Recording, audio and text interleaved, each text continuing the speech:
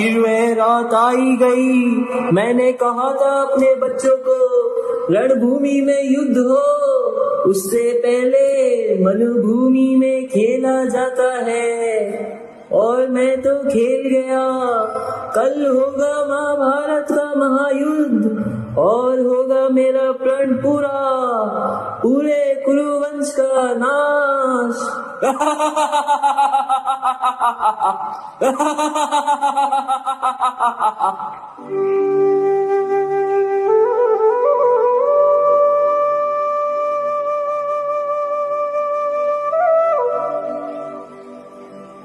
अर्जुन, कल भयंकर युद्ध होगा, खून बहेगा, हथियार टूटेंगे, योद्धा गिरेंगे। और इस युद्ध को जीतने के लिए केवल एक चीज मायने रखती है, शारीरिक बल। ताकत की विजय होगी। भीम, ताकत जरूरी है, लेकिन युद्ध केवल क्रूर बल से नहीं जीते जाते। दुर्योधन की सेना को देखो, वह हमारी सेना से बड़ी है, शक्तिशाली योद्धाओं से बड़ी है। फिर भी क्या वे हमसे ज्यादा मजबूत है? नहीं, क्योंकि हमारे पास बुद्धि और रणनीति है। बुद्धि, रणनीति, तर्क, ये सब तभी तक काम आते हैं जब तक दुश्मन नियमों के अनुसार खेलने के लिए सहमत हो।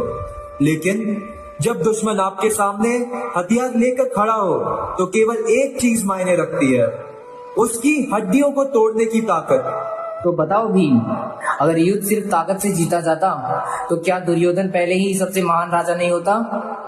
लेकिन क्यों नहीं? क्योंकि हमारा सबसे बड़ा हथियार कृष्ण का साथ और हमारी बुद्धि है।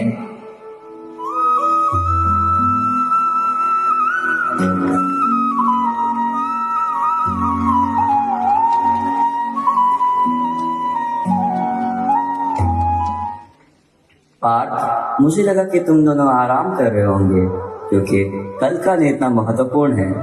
मैं तुम्हारे बेचैन मन को कैसे शांत कर सकता हूँ?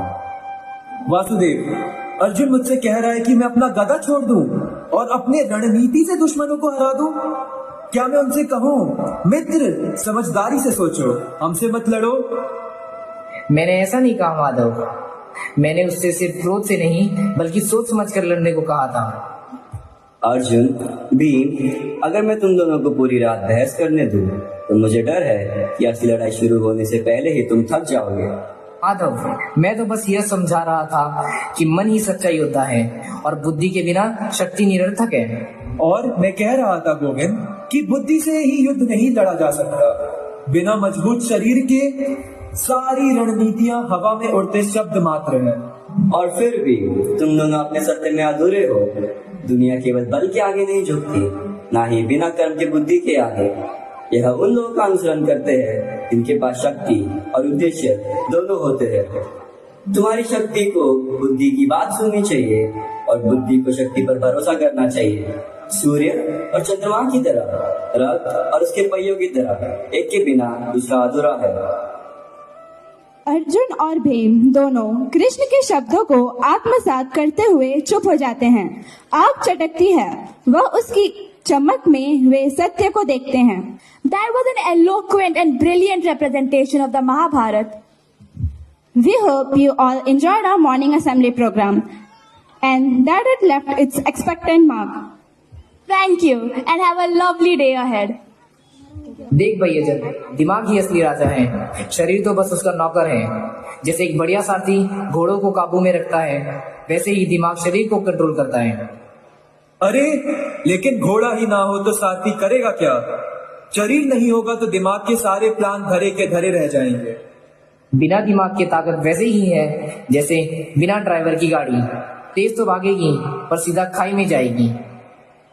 और बिना कार के ड्राइवर, वो क्या पैदल ही दौड़ेगा? ताकत ही वो इंजन है जिससे दिमाग के आइडिया आगे बढ़ते हैं। तुम सही हो प्रवीण, सबसे बड़ा पेड़ भी एक छोटे से ही बीज से पैदा होता है। आइडिया ही वह बीज है जो दुनिया को बदल सकती है। यजत को क्या पता, उस मोटी बैल बुद्धि पर जब तक गदा का प्रयोग नहीं होगा तब तक उसके भेजे में समझ नहीं आएगा। हाँ यार, यार ये अजब किससे बहस कर रहा है? बिन मिट्टी, पानी और धूप के कोई बीज क्या करेगा? कमजोर शरीर वाले आदमी वही हैं जैसे बिना पेट्रोल की बाइक खड़ी तो रहेगी पर चलेगी नहीं। प्रवीण क्या जाने जीतने का स्वाद, हिम्मत है तो उसे मार कर दिखा। प्रवीण! यजत! प्रवीण! यजत!